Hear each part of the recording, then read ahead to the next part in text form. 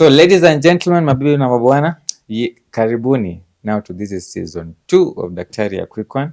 And first of all, thanks for your massive support on season 1. Ilikuwa great. Yeah, we've just come from the maandamano break that has been almost 2 months. Yeah, na rudi na mbwembwe na shangwe. Leo nimewaletea a very very very great guest, if I may say. Great is greatness, we see greatness. Ukiona mtu amevaa ankara, utajua nimetoka Rorasho. Hii ni greatness. Umetoka Rorasho? Ya nani yako ama ya somebody else? Yangu mtangoja ngoja. Daktari. Tupe Rorasho. Mambo imeharibika. Mbona unaharibu mambo? No, it's not. Hizi vitu, things of the heart zinakwanga ngumu sana kufuatilia. Things of the heart. There are things unaweza jaribu kulazimisha zikatae. God's time is the best. God's time is the best. Lakini come to think of it, what's the essence of some of these things we do? You know, we've inherited some things that don't even make sense anymore. They used to kitambo. Lakini in the current world, kama ni chakula kuna Uber Eats. Kama ni kazi pia hao wanafanya kazi, so they don't depend on you. Yeah. So it makes relationships nowadays a bit more challenging than they were previously, because the woman would previously stay at home, but those roles have now been zimepitwa na wakati. Exactly. So yeah, if you're looking at marriage, you need to start looking at it from a very different perspective. Yeah. For most people nowadays, marriage is a business partnership. There's something you're getting from me, there's something I'm getting from you. But ile ya kitambo ya ati just a submissive woman and a dominant man, that one is gone. Imepitwa na wakati. Dr. Macatha, ladies and gentlemen. Is it Macatha or Macatha? Macatha. Macatha is the pronunciation. You see how they write show with a C-U-C-U? The same thing. Macatha. So is there like supposed to be like 2 dots on the C? There's actually supposed to be, but tumetohoza kidogo. Umetohoa. Sikutohoza daktari. Kiswahili was never my fault. Kutohoza gani? Hiyo mnyambuliko yako. Kiswahili was never my fault. Okay, Daktari. Welcome to Daktari, a quick one. Asante. I've been looking forward to this actually. I've seen a few episodes. Kwanza venye niliona ya Eboso. This one I have to. Eboso was one of the very first guys. Eboso, very, very, very strong leader. Eboso, even his mind. Very sharp guy. Very sharp guy. He's sort of even is integrating a lot of law into medicine. Sort of like a lawyer. He was at the Supreme Court during the hearings and he's a very well accomplished doctor. Yeah. If you've not watched that episode, by the way, go watch. You learn a lot. You learn about, he was explaining about the SHIF, the things, he's already read the fine print of all those. Mimi hata nasikia tu SHIF. I don't know. But he's really into those things. Do not worry. We have gone through, you will also go through them. When venye sahi una time ya kufanya we were talking about the SHIF. Mtanifunza SHIF mkiwa tutakufunza SHIF. Hiyo isikupatie stress. Tutalearn along the way. All of us learn on the job. Most of these things, actually medicine is apprenticeship. Unlike most other things, you do learn on the job. Yeah, you do. And then you like unajaribu unaona kumbe this doesn't work. But not on patients. And let me tell you, no, you do learn on patients. Really? Usually, kama CMOs, it's very easy for you to be taken from one department to another. Yeah, that's true. So you've been an outpatient, kazi yako imekuwa kutibu diabetes, pressure, kuprescribe homa. Na homa, kidogo you've been moved to surgery or to medicine or to ICU. You have to completely start afresh. Jifunze sasa how to put in catheter. Yeah. And we were talking about this, I think, with Doctor, the urologist one. We were talking about this issue of, not have this broad spectrum of emos. You're a jack of all trades and a master of none. And we were saying it was really a lot of an emo's time. It is. Because eventually you're going to specialize. You're going to go into a specialty training of some sort. So why waste 2 years working in maternity? I know guys who've been in 14 years as an emo. You can imagine, and then usongeshe mtu to a different department from something that you've been doing. It's really, but other countries don't have that. Most developed countries. Most developed countries, they're more like you are in a department and you stay in that department. I know someone on a group inaitwa Non-Clinical Doctors Kenya. Ashindanga amequote hapo, poor medicine for poor people. Like whatever we practice here is not standard. Yeah, true. Ideally, by the time you're done with med school and internship, you should already be looking at a residency in something. Yeah. So you should come out where maybe you're interested in surgery, then directly go into surgery. Yeah. By the time you're probably turning 35, you're a well-accomplished surgeon. Exactly. Sahi when you're 30 ndio unafikiria sasa na need kurudi shule. And it's not fair, especially now. You find that it's very competitive even getting into now specialty training. Like you have to apply it has to be an M.Med. So we were discussing with Doc and we were like, why not just make this a residency program that we don't have to all of us compete for UN and MOI for masters. Like if you're in somewhere in Moranga, and there's 3-4 surgeons there, they can train you to become a surgeon. I agree. Although then that would bring the question of quality. If there's a surgeon who's been trained at Kenyatta UN and the other surgeon has been trained at Muranga level 5, the quality might not be the same because the resources that are available to the one at Kenyatta very different from the resources that are available. So we'd have first to start by like standardizing, upgrading those facilities. Every level 5 will be a training center. Although they're doing it, I've seen within Central. Kiambu level 5 is a training center. They have the COSEXA, Thika level 5 also has COSEXA. Nyeri, as from this year, is starting COSEXA. Yeah, I think that COSEXA idea is very nice. And I see it spreading into other departments. We have anesthesia. I think we have physicians as well doing their own. But I think the issue of raising about quality and standards is really a big issue. Because as you're saying, the flow in Kenyatta, even maybe for a surgeon, it's not the same as the one in Kiambu level 5. So I don't know. I think we need to try. See, for example, in a place like Muranga, we just this year got a neurosurgeon. Kenyatta has had neurosurgeons for the last. So if you're training surgery in Kenyatta, the amount of work that you'll be able to see and do is a lot. So you can't really. But then Kenyatta has more trainees. Yeah, that's another. Kenyatta has more trainees than But I think. Do you think medicine as it is, just the training part, do you think we're there yet? Because I feel we no. There are so many gaps. There are so many gaps. So kuna ile the basic sciences. So that would be physiology, anatomy, biochemistry, pathology, some bit of math. Those ones we have them because all you need is a good book. And a good brain and a good teacher. There's no essence of teacher. Well, the teachers help, but with a good book and a good brain, you can be able to navigate your way through that. The clinical part is what is. Yeah, that makes a big difference. Yeah. And then you don't become a doctor by reading; you become a doctor by doing. By practicing. It's an art and science. It's an art and science. Yeah. More of an art, actually. More of an art. Really? I completely. You do know, I do know that if a patient has a heart block, a 3rd-degree heart block, then that patient needs a pacemaker for that patient to be able to get a good heart rate. That one I know. But how do you put in a pacemaker? So the science is in your head.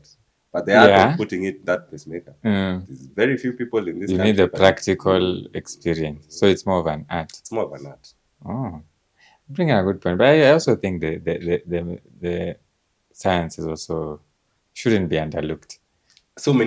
I feel like so many people can get the science, but the people who can now put that science turn it into action. So are you saying that the qualifications that we go through, and they say we need people who aced their KCSE to become doctor? Do you think they're overrating or it's unnecessary? Well, you do need a cutoff somehow, But I think B students would also I've manage. seen universities admitting people And they make the good basic doctors. C+. And they imagine med school is not that hard. As long as you have the ability to cram a few things here and there and identify patterns, you can be able to get through the basic sciences. The science part. The clinical part. What about the clinical part? Speaking of the clinical part in med school, I remember you were a student leader. I was from the early days. In the early days, and you led us. By the way, for those who don't know, this guy was our pioneer class. He is the one who founded. All these doctors. By the way, let me just say, without fear of contradiction, we have what you guys did. We were part of it. We were all pioneers. What we did has really resulted in some good fruit, because what I've heard out here, even from interns who are graduating from Maseno, even like in comparison, I'm not saying anything, but in comparison, there's a big difference when it comes to maybe the how well equipped they are to handle things, even at internship level. Well, the others do catch on, but Maseno come out already. So the reason I would think Maseno has produced a very quality bunch would probably have to do with the numbers. The numbers, yeah. Because like my class, I think we graduated how many? 47 students. As we were 58. Out of these 47 students, I think our lecturers knew everyone by name. By name. You would miss a ward round and they would know Macatha has not attended the ward round. Because there's just 10 of you. It's just 10 of you in a rotation. So the amount of exposure that you would have to patients and the follow-up that they would do by default would make you a better teacher. Not to toot our own horn, but some schools right now are admitting 400, 500, 600 students. Yeah. How do you expect 600 students to fit in this and get the same thing that 40 students will get? But the argument is that the hospital is also bigger, and No, it doesn't matter. You will portray in the crowd. Yeah. If the rotation has 40, the rotation has the same number of people that the other school has. You will portray in the crowd, unless you're really driven and you're at the front of the line every time. But why do you think this is being allowed to happen? Because I think there should be a cap. The main incentive, of course, is money. Yeah. Universities now are being asked to raise their own revenue. How are they going to do it? Put more students on parallel basis. I think they're still taking maybe 100 students yeah. Every other student is coming in parallel. So because they need to raise money. And looking at it, medicine is the most expensive of them all. Do you know how much they're paying right now? How much? They're paying 600K per year. From 400. It was 400 or 500. Previously, it was just to be 450 there. It was 425. Yeah. Now so it's 600. If you're getting 600K from 500 students, that means you're making how much? Should be that is 30 billion or what? No. Are you sure Wait, you say 600 times 500? Times 500. That's 30 million, not billion. No, it's 300. No, it's that. 30 million. That's per year. Per year. Wow. Per class. Per class. Yeah, that is a big incentive. So, that is a big incentive. They can be able to subsidize other courses, maybe. Yeah. The money. But are they doing that anyway? I wouldn't. Well, the thing with money is you'll always want to make it more. But then now look at the quality. It's affecting the quality. Because like for us, even in med school, I felt like we were a very small neat. I can tell you everyone who was in the class behind me. Yeah, we knew it. That's why I even know you. We have that close relationship because we all knew each other. And it even creates better professional relationships. Like I will know that maybe somebody is going to specialize this. If I have a patient, I don't struggle with referring. No, I know someone who can help you. But when you have this mass of doctors, well, it's good.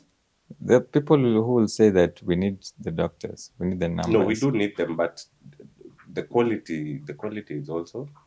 Although that's debatable. That it's debatable, but I would agree that. And some people will also say that it's an individual effort to be brilliant as a doctor. They'll say maybe we are 600, but I go to the wards every day. Maybe somebody else doesn't go. But if we are 600 and we only produce 200 quality doctors, then what do we do with these 400? By the way, what happens? The patients will not benefit.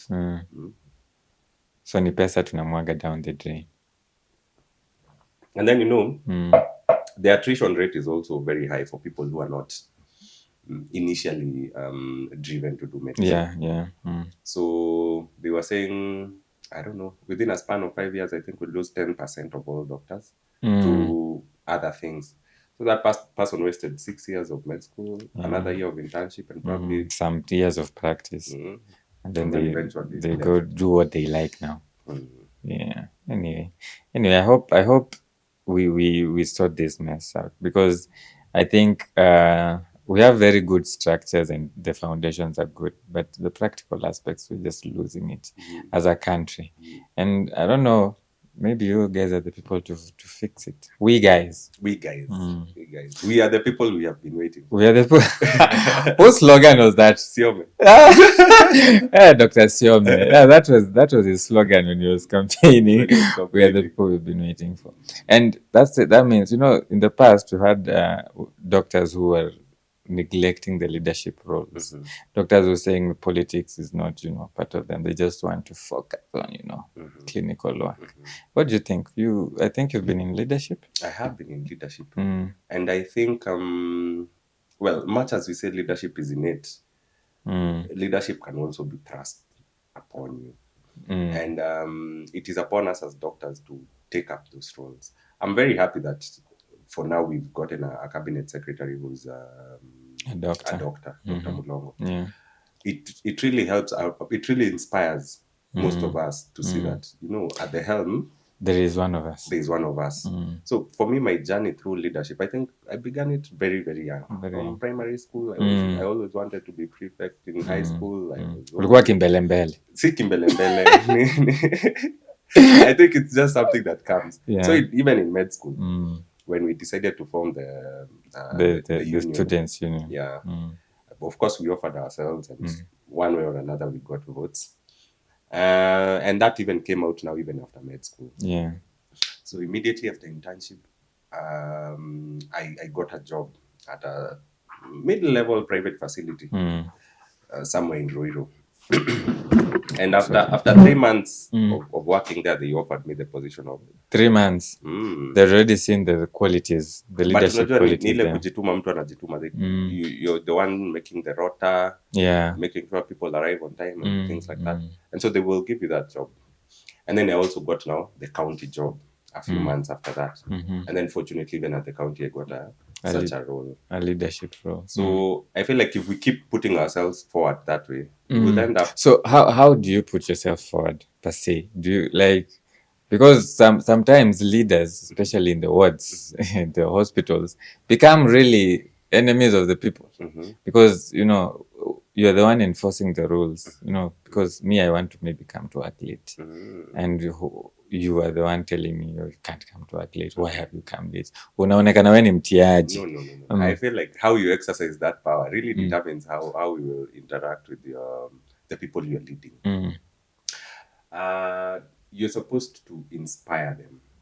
You're not supposed to make them fear. Yeah, not make them fear you. So like for me, in let's say in whatever I was as a medical superintendent, we'd always have meetings at least once a month. And you'd ask, for example, them, what did you do this month? And like you find that you're making them feel happy about what they've been doing. In private, it's a little bit different because private institutions, whether hospitals or anything else, are usually profit driven. Yeah.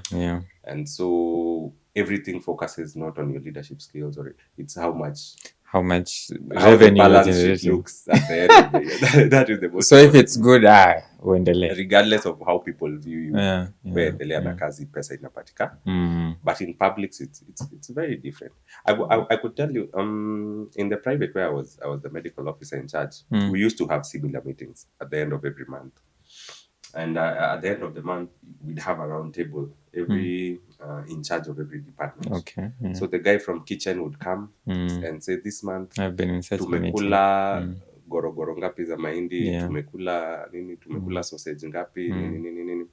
When the kitchen guy finishes, the guy from pharmacy comes in and says, this month we prescribed this amount.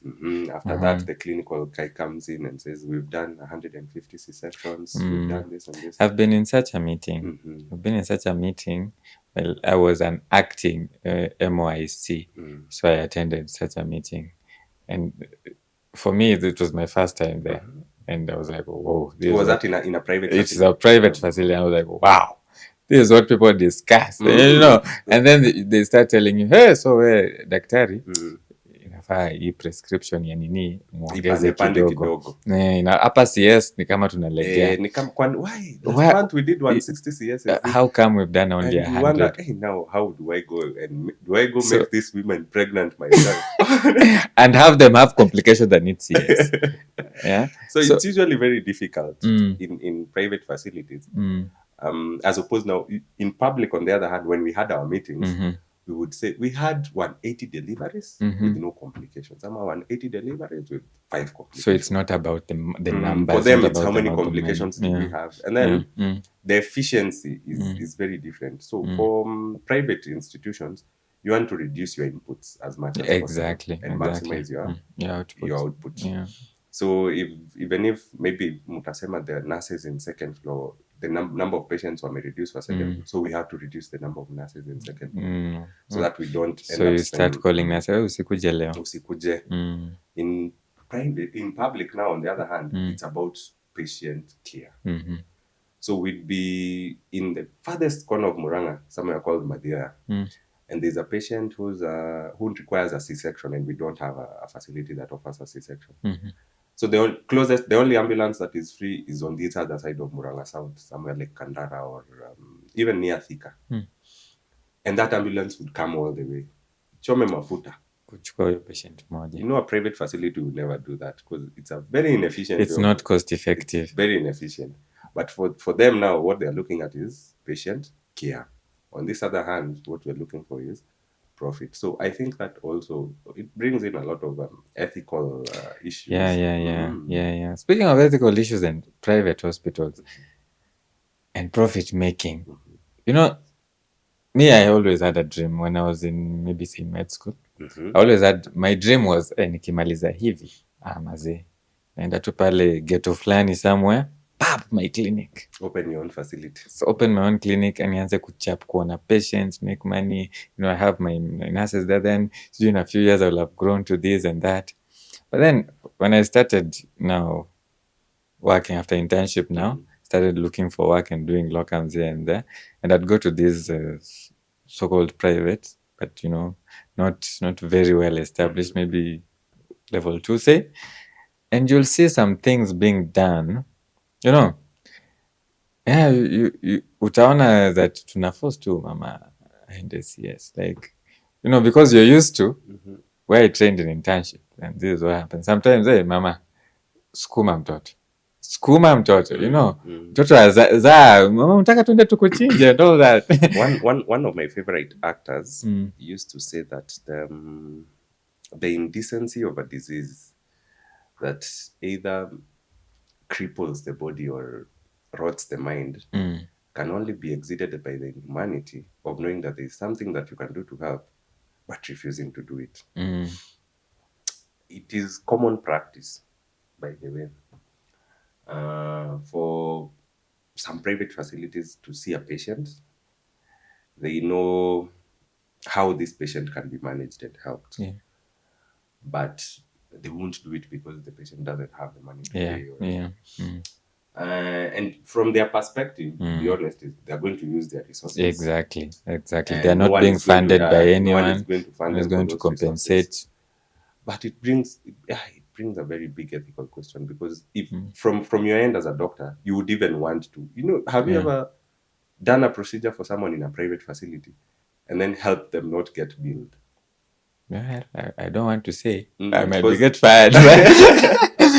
But unampitisha tu hivi asibiliwa, because they are not able to pay. You know what you're supposed to do to help them. And you do end up helping them. And unampitisha nyuma, unamwambia hiyo acha, you don't have to do that. So sometimes it is very difficult to balance the two, and I feel like that's why most people are more comfortable in public hospitals, because you can go all out. Utaenda kama ni theater, no one will ask about the money now. Exactly. Wacha tusumbuane maneno ya pesa at the time of the discharge. And at that time they will be handed over to a social worker who will look for the chief from their area, and the chief will come and say how hawana pesa, and it will be waived. So I feel like that it's more so it's an ethical issue. It's an ethical issue. But there's this rule. I think it's a national rule that, be it a private or a public hospital, if a patient presents with an emergency, you have to sort it out. You are supposed to sort it out. So that happens. But then ile time ya admission. Your emergency. I know a lot of facilities that would rather give you taxi money when to a public facility, or even get an ambulance for you, ikupeleke to her. So many times in our ICU in Muranga, where now I currently work, an ambulance will just come. They haven't called, they haven't even informed anyone. They just show up. Wanajua amwezi mkata. They'll just show up, drop the patient. Yeah, because it's a public hospital. It's a public hospital. You can't say no. And so by the time the patient comes in, they needed a chest tube, they're in tension, pneumothorax, they're in terrible state. And nobody thought of putting it because of money. Because of the costs. That thing will cost them 20K. So wakiona mafuta ambulance. So the first question is always, mnalipa aje? Insurance ama cash? Insurance ama cash? Ukisikia ni cash. By the way, I've seen this happen. And then you even hear people saying, hata wanasumbuana ni wa cash. Because you just know that cash patient, yani, there's little you're going to do. In most hospitals, kuna kwanga na watu wanakuanga front office. They call them front office. So the front office people will always look at you and probably judge you by the way you come in. Now ndo wanakuli. There's some people who will come in with the car, they've come imeingia hapo kwa emergency area, hawataulizwa hiyo swali. But someone will come walking in funny. Insurance ama cash. So there's that. But then when it's an emergency, the doctor will be called first. So you're sorting the emergency, but at the back of your mind, have you been called to an ambulance? Like, wamekuja maybe as a referral, unaambiwa muone ndani ya ambulance. I've never done. Joana ndani ya ambulance. So unamwona ndani ya ambulance, then unamrefer. Unaambiwa tu hata asisimame hapo, aende akienda. So hapo you can do like if they are bleeding, you can stitch something. Stitch where? In an ambulance. You'll just probably tumble and allow them to go well. Hey, really? Me, I've done stitches then referred. Like in an emergency. It's a very ruthless sort of thing, but it's the way our system is set up. Is it because we're a capitalist state?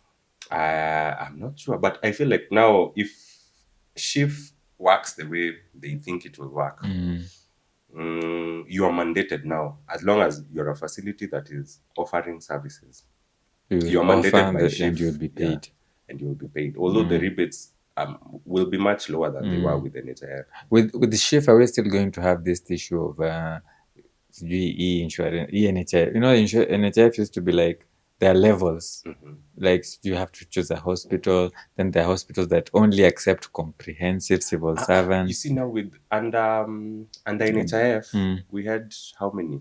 Almost 80 something, almost 90 schemes actually. Really? There are that many? They were almost 90 schemes.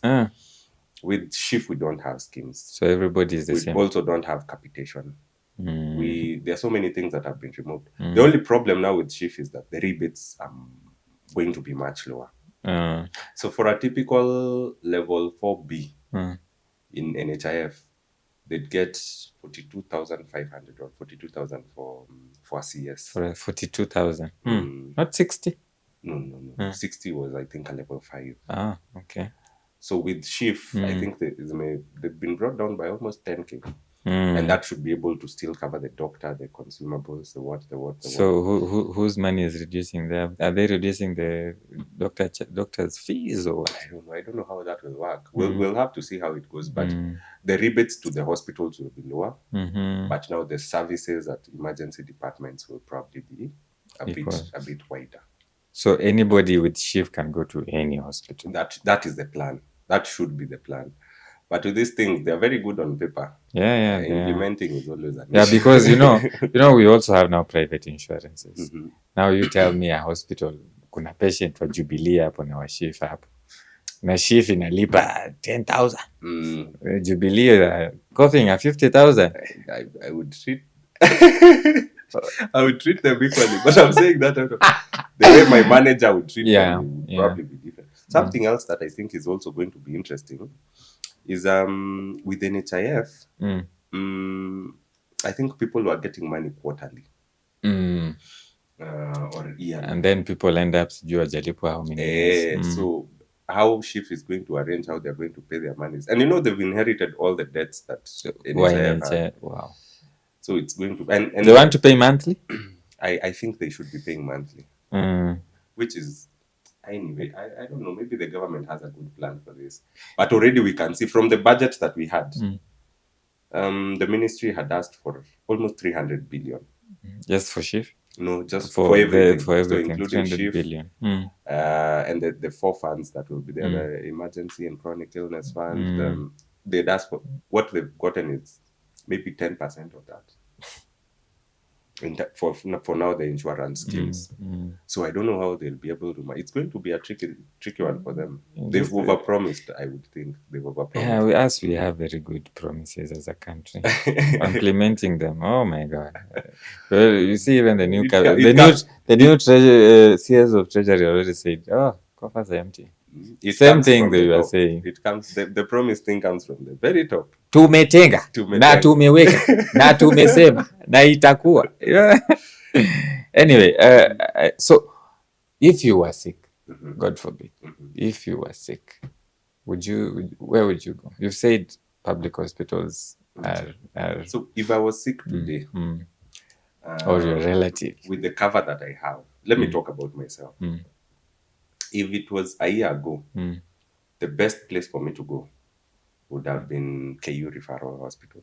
KUTRH. For civil servants, the comprehensive scheme, they would do everything for you. With the new rollout of SHIF, I honestly do not know where I'd go. I'd probably stay at Muranga, where I work. So you wouldn't go to a private facility? I don't see why. It depends on, it also depends on the level of sickness. But something else that is very interesting, previously, as a civil servant, I was paying 1,700 a month for my insurance. And that gives you comprehensive coverage. If I went to any hospital, like if I went now to KU Referral, I would get everything. My contribution has tripled. So you're paying like 3,000 and something? I'm paying 5,300 a month. But the benefits that I would get have grossly diminished. So that means I'm subsidizing someone. Oh, yeah. Because that money has to be. You're subsidizing the person who's paying 500. Yeah, I'm subsidizing. For 300. So it might be a bit unfair for me because you've increased my... So are you still going to pay something? On top. Or what do you mean your benefits have reduced? No, there's no more comprehensive scheme for me. It's out. But the SHIF, is it covering everything? No, it will obviously not cover everything. It will obviously not cover everything. So things like chemo, those are covered? No, that one now is covered under emergency and chronic illness fund. Wow, as I said, I just wait to learn on the job. We're also waiting to see what we are discussing is what maybe we've seen other people discuss and what is on paper. Let's wait but I'm and sure see. the implementation might be slightly different. let's hope it all works for the best. Why I was asking you this is because you've painted public hospitals in sort of a good light. I am guilty on this show of always bashing and ganging No, down they on do public work. hospitals. I wish Because I've seen, I've tried to compare like functional private hospitals, good ones like level 5, 6 private hospitals, and a level 5 county hospital. And this is a hospital that only has 2 tracks. This is a hospital that maybe only has 5 nurses on duty covering a whole ward of 20 patients. Let me paint for you. This is a hospital with 1 monitor. Let me paint for you a very good picture. Paint. If you were to have an accident today on the Nairobi Nyeri highway, let's say somewhere near Sagana, and you hit your head terribly, and you got a massive bleed, you fell unconscious, and you came to Murang'a today, you'd arrive, you'd have a CT scan done on the same day you For arrived. free? No, but you won't have to pay. You will pay after. So you'd have a CT scan done. The CT scan would be seen by on the same night that your accident has happened. You'd have a CT scan done. So the CT scan would be seen by a neuro. The neuro would schedule an evacuation of that bleed for you. The same night. As long as the labs are okay. Your UECs and the labs we do before theater. And probably by the next morning, you'd be on a ventilator in the ICU recovering. A functional ICU. You have an intensivist? We have 2 anesthesiologists in the unit, an emergency physician in the unit, and the 3 medical officers who are covering the ICU. So by the next morning, if everything goes well, you'd be recovering in the ICU, and that whole thing would have cost you nothing north of 30,000. Just the CT scan, probably. The CT scan would be 5,000. The theater fee and everything would probably come to 7,000. As in everything would probably be 30,000. And I'll be seen. This will happen when I'm unconscious. Yes. I have no relatives. You would come in. I've been brought in by well-wishers. As you've come in as an unknown African male, and that could happen for you. If you were to go to Nairobi Hospital or Aga Khan, this same thing would cost you 600K. North of that. Maybe. Yeah. So more than 20 times the cost that you. So I mean, I'm not saying that. So okay, this you're speaking for Murang'a County. Yeah. Do you think this is the same everywhere? On all counties? Do you think... I've not been to Murang'a, so I don't know. But I've been to other counties, and I won't name names, where there is no neurosurgeon. Where some of those tests you're speaking about, the UECs, the head CT scans have to be paid for upfront. Okay, regionally. If you were in Kisumu, the same thing would happen for you at Jaramogi Oginga Odinga. Probably. At the same cost. If you were in where else? Coast General. If you're in Mombasa, the same thing would happen for you at Coast General. I know a place where it won't happen. Maybe the smaller counties that are yet to invest heavily in healthcare. But for counties with functional ICUs and well-staffed, I know so many counties without but they have regions anesthesiologists. But they have regions that they refer to. I mean, I will stick for public hospitals. You will stick for public hospital. Yeah, I was with Dr. Milimu. He's a med sup at a sub-county hospital, but with a theater is like a level 3 there. And he was actually saying public hospitals do work. They're not as bad as much as we know devolution it's not worked very well in terms of human resource. But in terms of infrastructure, and we're doing much better than probably we would have done going with the provincial system that we used to. Yeah, I know. I am all for devolution. But it also takes... The bad thing with the devolution, the kind of devolution we have now, is that it also needs the governor to have goodwill. Yes. That is and I don't like that issue of relying on someone's goodwill. But you do have to, and that is where you come in. This is an individual, and that is where you come in as a voter, because if you vote for a governor who has no goodwill, yeah, but you can't say it's goodwill. your fault actually to begin with. You're the one who voted for the party. But I don't know. We blame voters. We blame voters when I don't know, maybe politicians are too smart. They're cheeky. I would agree, but because look at the president right now. Proudly, I am very proud that I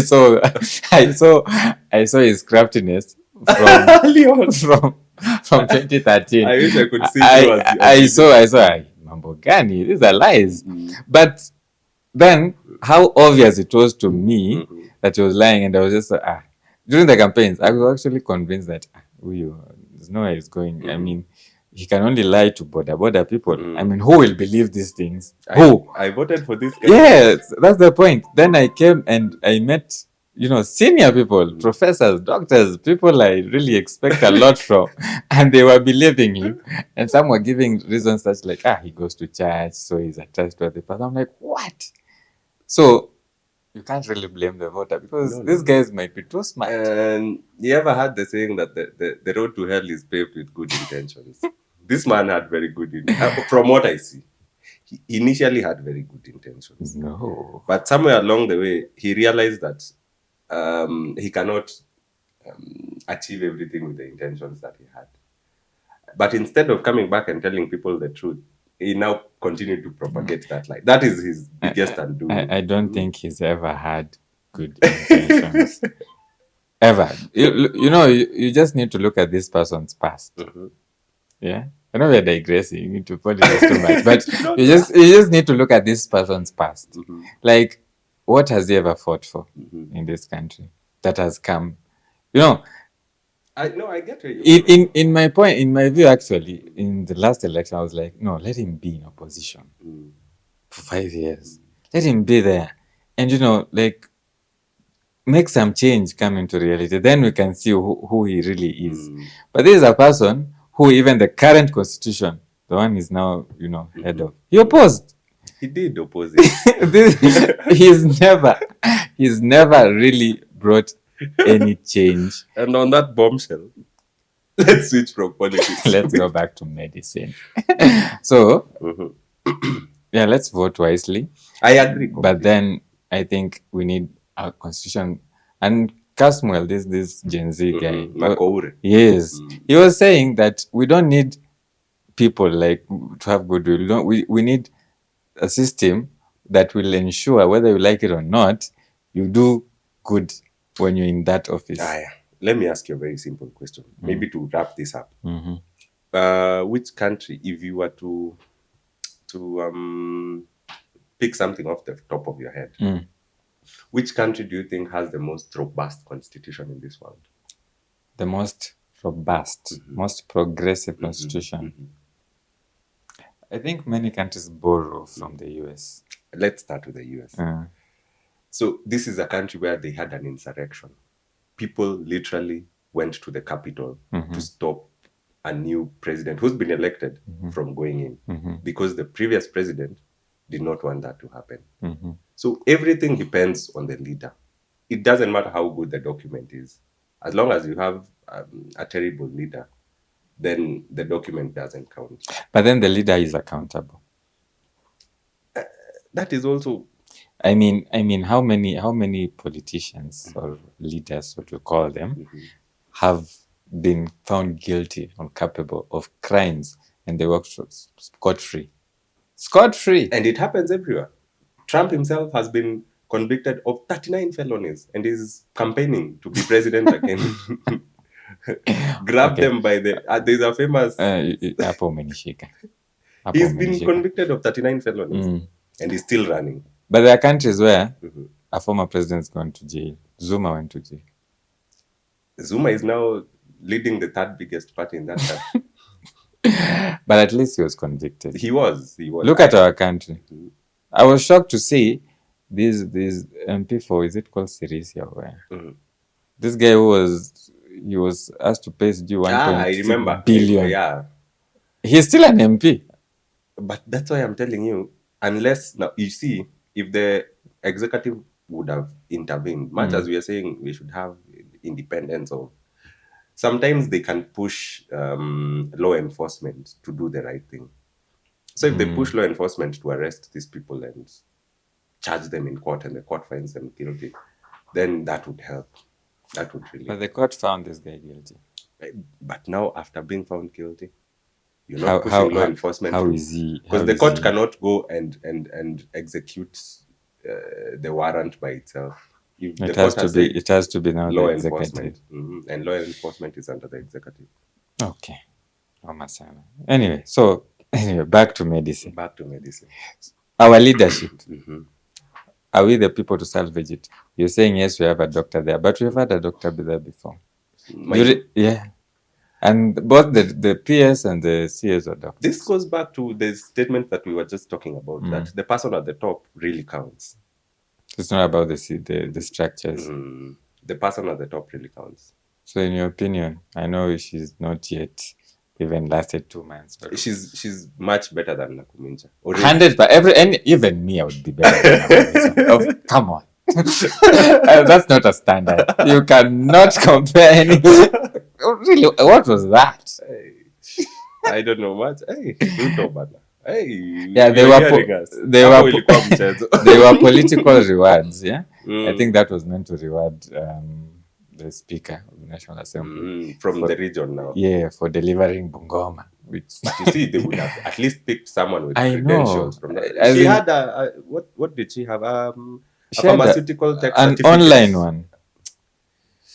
I don't know. Maybe she's well. The families maybe are well. Well, she vied and lost the women's position. Oh, for under Ford Kenya. So that was the reward to. That is information I didn't have. Oh yeah, she actually ran and lost. So when maybe Ruto asked to Tankula, uko na nani tukupatie reward yako? I know a girl. Chukua huyu. Kumbe can't pay, won't pay. Kumbe ni empty debe imesukumwa hapo. So anyway, let's watch and see. I hope she does not disappoint. In my opinion, maybe we would have given somebody else. Yeah, because I mean, I think we have people who prove that they can. We are here to judge her. Maybe she will do well. Let's give her some time. Because you see, after she's coming, interns have been posted. 2 weeks by after the way, I she's was coming. to look into this. Are the interns being paid? Because I spoke to an intern who told me they've been posted, but there's no money. This is the issue. She can't start paying them because there's already an ongoing court case. Court issue. So the court case has to at least, or the court give a go ahead kwanza wakuwe analipa. But that's now out of her hands. But at least she came in. She's made sure that they've been posted. It's a step in the right direction. Let's hope and see. And we wish her well. All we do, we want just this country to go forward. We can be skeptical, but that's all because we are microscope. We want the best for her. Do you think if you were given that post, would you handle it?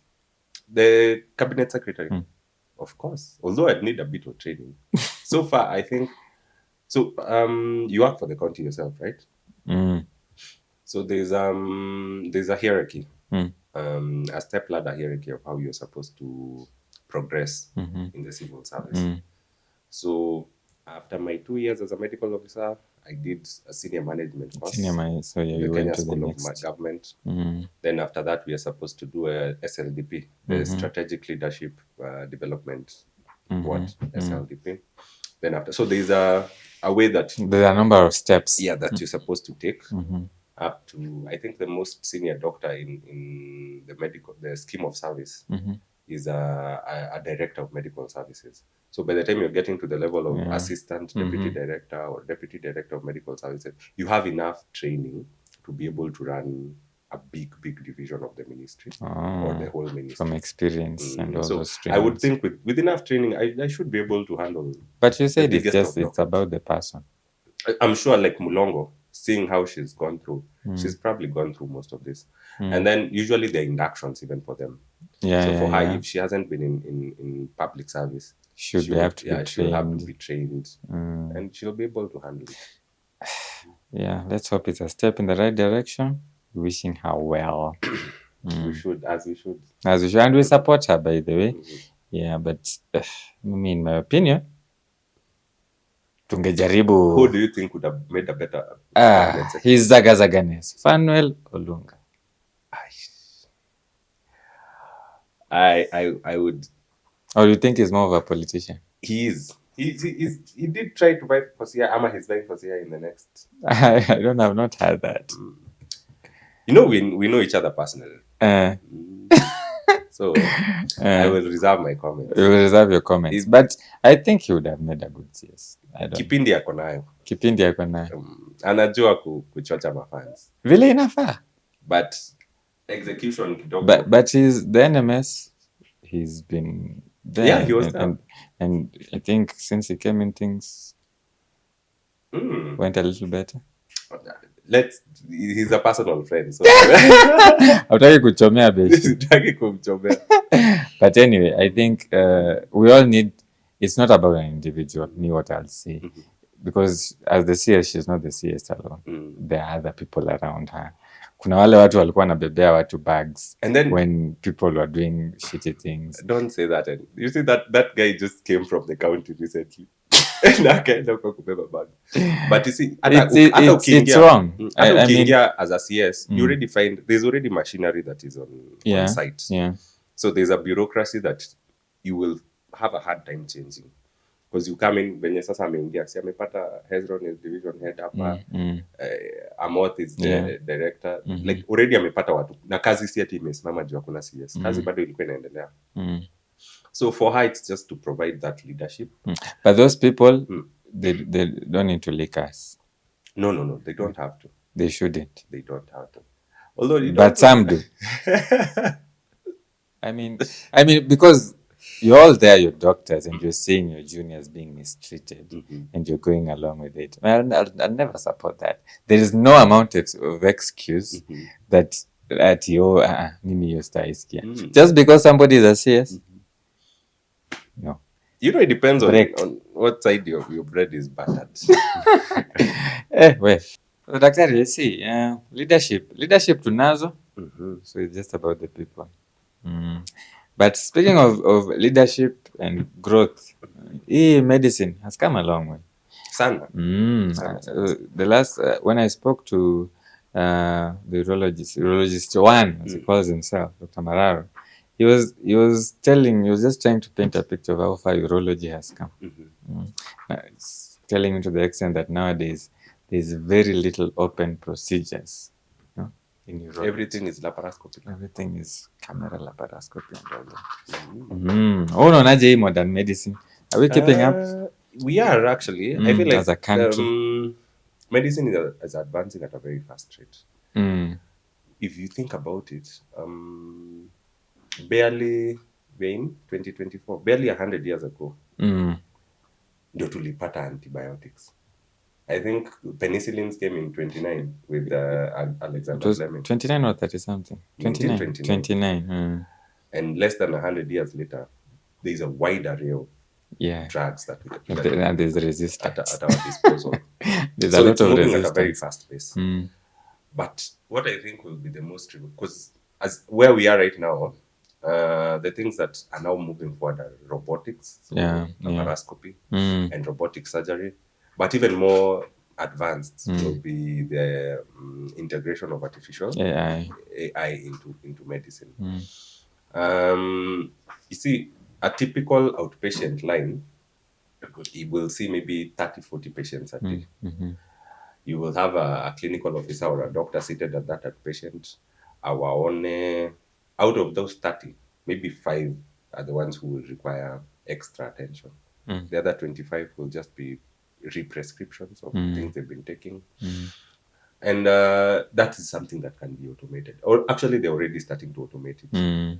So I feel like the biggest thing that is going now to come is artificial intelligence. So if you're automating this and we are cutting the number of patients that need to see a doctor from 30 to 5, as you put it, do you think that we are replacing the doctor? No, we are not replacing the doctor. There's a famous statement that Stanford Medicine you say. They like to say that the radiologist who uses AI is the future. The radiologist who uses AI is the future. So it's a partnership between AI and the doctor. So that doesn't mean that the outpatient won't have a doctor. The outpatient will still have a doctor. But one, because there's this one doctor would have seen 30 patients. Would have gone home much late, very tired. Now this doctor will see the 5 who will actually require more time, because what you do with this 30 is that you see them each for 2 minutes. You see them very quickly because you want to clear that line, right? But if an AI can help you clear the line, so that the ones that you actually need to see, you can take 30 minutes with them. Because if you take your good time, you take your time. So the AI won't replace the doctor really. What it will do is improve the quality of care that the doctor is offering. And some of the other patients, the other 25, will still request, no, me, I want to be seen by that. I have not come for just a prescription. And they will still be see a doctor. But it will make the doctor's work so much easier, I think. And then, but you see, if maybe we are seeing 50 patients, you and I will be employed. If you're seeing 15, you will be employed alone. I'll be told. No. It is not here to replace the doctors. It is here to help. And there are so many other. It's not just. But it's making work easier.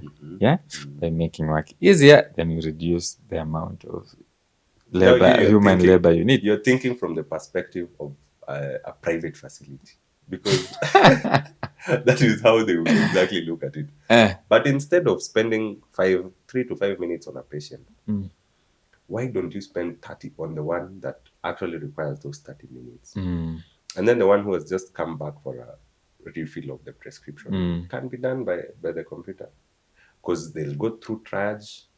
The BP is okay. The computer can be able to sift through that, because it's very easy to sift through. Pick out the red flags. That if everything is okay, then just refill the prescription and allow them to go home and come back the next month. I think that would help. Other than artificial intelligence, there are a few more things that I think are going to affect the way we're going to deliver medicine. The other one is genetic engineering. We're doing a lot of that nowadays.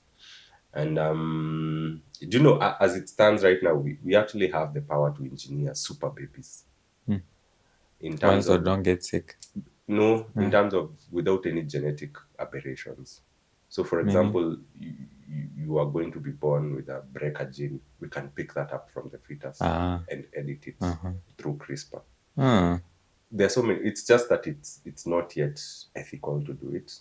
But I'm sure as science evolves, a time is coming when we are going to have. There's a guy. But there's a guy who has been with his books. He has been tracking the evolution of mankind. It's called Yuval Noah Harari. We were talking about Yuval, the Homo sapiens book. Yes, he's written Homo sapiens, a brief history of mankind. He's written another one called Homo Deus, Next Man, and another one called 21 Rules for the 21st Century. So he was saying 60,000 years ago, we were at a cusp where we evolved from the previous man to us. And then that man became obsolete and died out. And right now, according to his deductions, we are again at the cusp of evolving into the next man because of genetic. Previously, it was because of survival for the fittest. So as we're about to die. Yes, our species is now. This is the best we will ever be. It's true. We're about to be extinct. Yeah, there's within the next few 100 years, we will actually develop people who are much, much better suited to handle diseases through genetic engineering. And so our previous species will die out, so to speak. So let me ask you, as you said, maybe we can do the genetic engineering. Not maybe, we have the technology to do that. Now we can check our fetus tuone huyu akona BRCA1 BRCA2. We do we mutate it, or how do we delete the gene? We delete the gene. Delete the gene, then the baby is born. They'll never get breast cancer. Never get ovarian cancer. Know how we're handling it right now. Let me ask my question. Let me finish. How will you control population? What do you mean? So this person might never die. How are we controlling population? Do you know there are countries in Europe that already the population curve is starting to go down? Yeah. So population control is already being done as it is. Other than Africa and Asia, where we are still ballooning, most other developed countries are either at an equilibrium or declining. And some parts of South America, they're also growing. So we'll have people who are not dying. Well, no. Of the only things that will be causing death will be what, accidents? Maybe. Because we are eradicating diseases. Yeah. Infectious diseases right now are not as big a deal as they were. Now lifestyle diseases are the ones. Let me give you a good picture. You know Angelina Jolie? I do. She removed her she went for a genetic test, found that she had the BRCA2 gene. I think it was the BRCA1 or BRCA2 gene. And she prophylactically did told her that she had an 87% chance of developing breast cancer. And it was the most aggressive, the kind that will kill her very quickly. So she went, removed her breasts. And she even authored an op-ed on the New York Times. I think it was in 2013. And of course, now she's not at risk of, or the risk is much, much lower, maybe less than 5% of developing ovarian. So now take that picture. So you want to do it now on a fetus. So it's something that it's actually going to happen, and it'll make super babies. You think we are going to? Because if you ask me, I think the human population might not survive the coming years, because I think AI might take over. The human as you are might not, because right now we are very brilliant. As you say, we are the best we can never be. So we are going to start going down, and then that will lead to extinction. No, but now already the reason that we are going now to evolve into another species, the Homo Deus now. So it's not going to be us. Not going the godlike man. Actually, Homo Deus means the godlike man. Is because we've at our pace we've gotten to the best that we can be. So either we start engineering super babies, or we integrate inorganic and organic life. That is AI. Yeah. Into humans. Yes. People are already preserving their consciousness. You should see some of these things. There's a way that you see when you... Do you know how the large language models work? Large language, no? Models. The chat GPTs. Oh, they're called large language. Yeah, they're called large languages. So the way they work is they consume a lot of information. So you just feed them tons and tons of data. And then with that data, they process it and are able now to generate new information with that data. So they've tried to adapt that in a way that the way now, kama mimi nimekuja nimekuona, I am walking around with something that is capturing all this information. So anywhere, and you're storing from birth, from birth, it's just capturing and capturing and capturing. And it can also generate new information. So when the time comes that that's what a brain does. It's the same thing that a brain does. So when the time comes that my organic body dies, this AI that has been collecting information with me does not die. So the same question that you would ask me and I would give you an answer, you can ask it and it will give you the same answer that I would probably It will be as wise as you would have been. Exactly.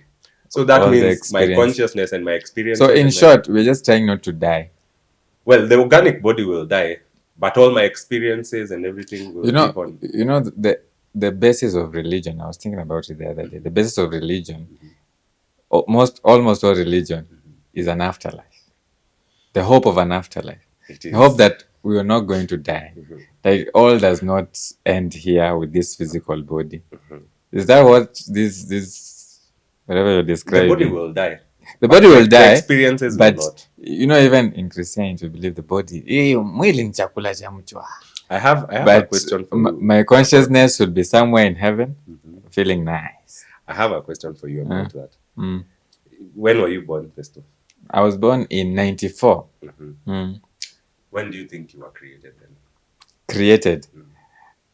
9 months before that. No, like by God. By God. Well, I don't know. That's another. I'm because not sure. Where were you before then you were born? Where were you? Because creation happened a long time ago, right? So in 92, where were you? Where was this consciousness that is going to go somewhere after you die? Exactly, it wasn't there. So it will still not be there after you die. But then you're saying we preserve it. So that's what science is now trying to do.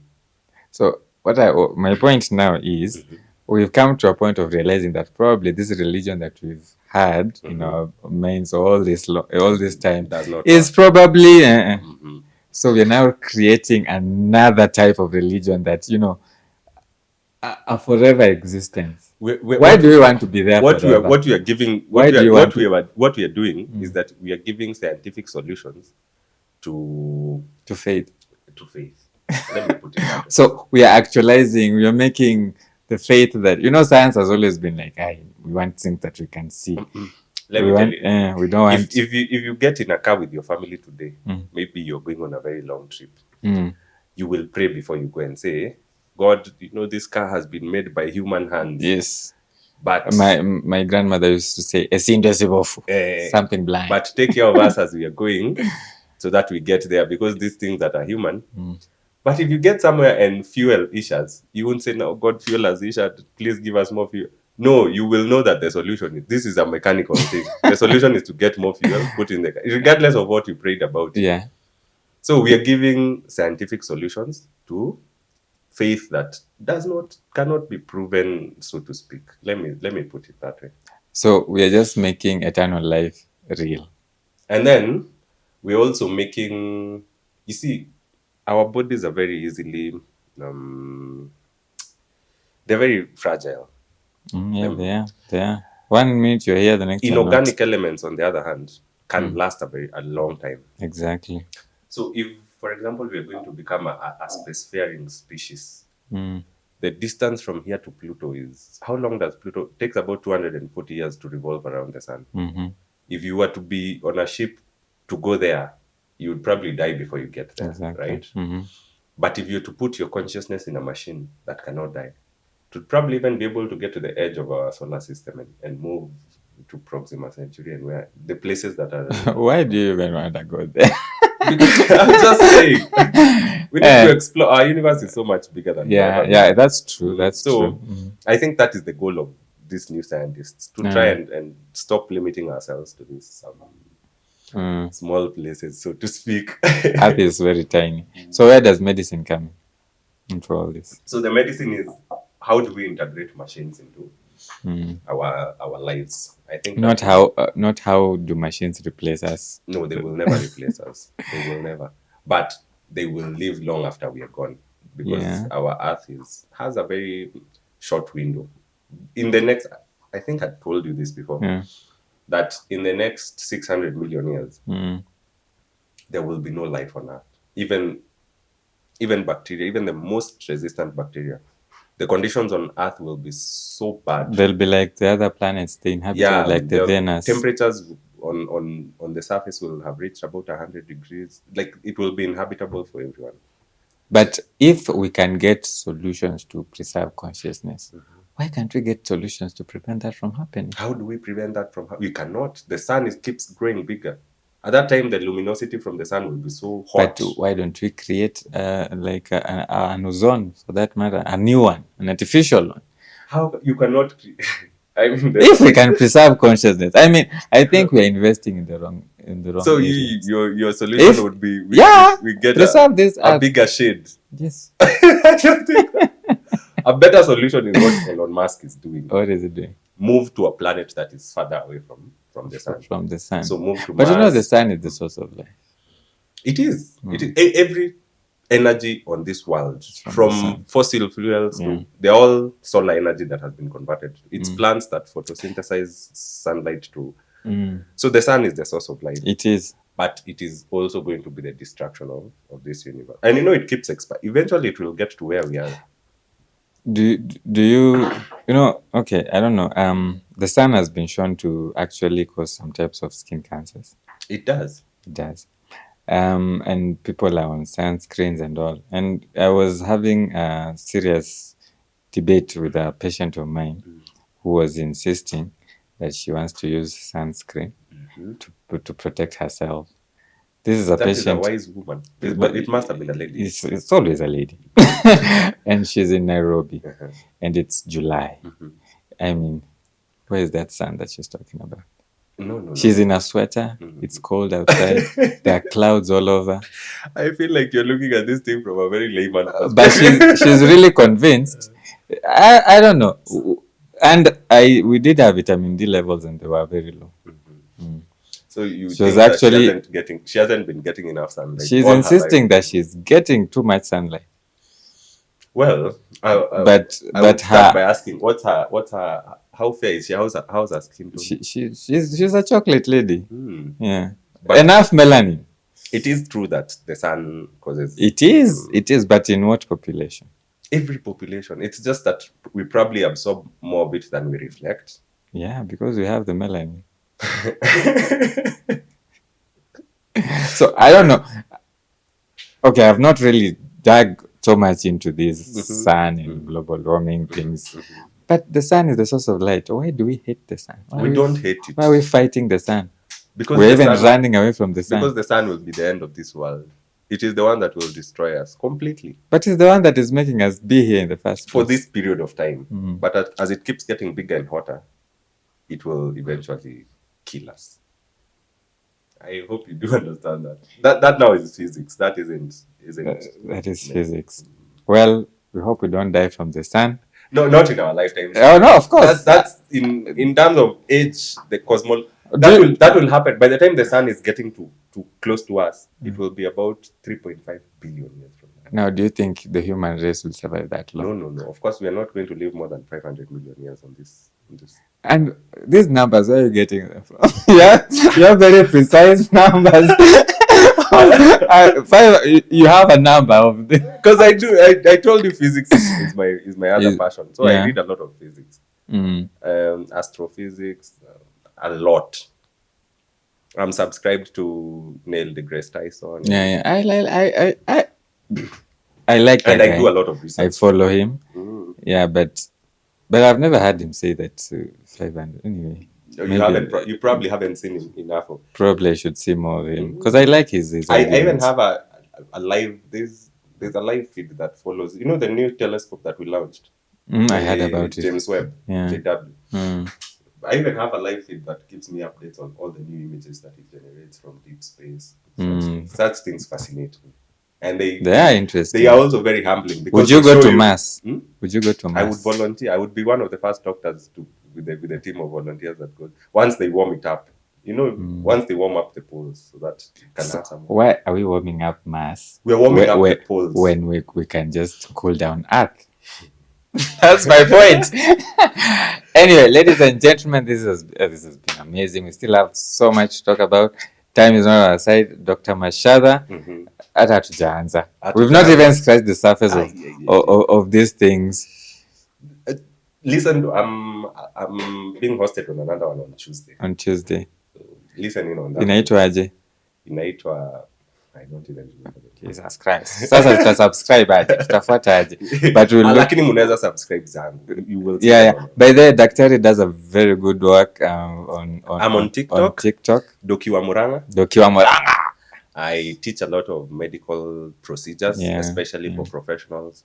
I do a lot of medical procedures, teach people, and on actual patients. I do them. I do them on actual patients. I also have a home care. Lucha Healthcare, I'm sure you've seen it. Where patients who now have discharged from ICU, you follow them up at home. I follow them up from home. Wow. And it's working now. And I think that's one of the futures of medicine. Yeah, home based care. Like, why does a sick patient have to panda matatus and all when a young energetic doctor unless you really need to be in hospital. Yeah, exactly. There is no point. Yeah. And you can go make that decision there. Yeah. That, you know, you can sort you at home. Because I've seen patients who even get IV medication from the comfort of their bedrooms. And they are very happy that they're surrounded happy. by family. Some of these things you even teach their family members. Their caretakers can act as nurses there, and, you know. Yeah. So yeah, Daktari, I've seen your tutorials. Sometimes unajua by the way unapatanga, hey, you're somewhere, you're the only doctor, unaambiwa Daktari tuwekee central line, and you really don't know how to do it. Unaweza kiambia pale TikTok unaambia acha nikunywe chai. Then you check it up, unajiremind mbio, you come and you do it. Yeah. So Daktari, any parting shot? One for our guys in the ministry, kina Hezron. Kindly take care of us. Kindly take care of our interns. Yeah. Kuna wenye wameenda miezi 5 bila salo. I mean, you can imagine in this economy, miezi 5 bila salo. But let's look at those guys.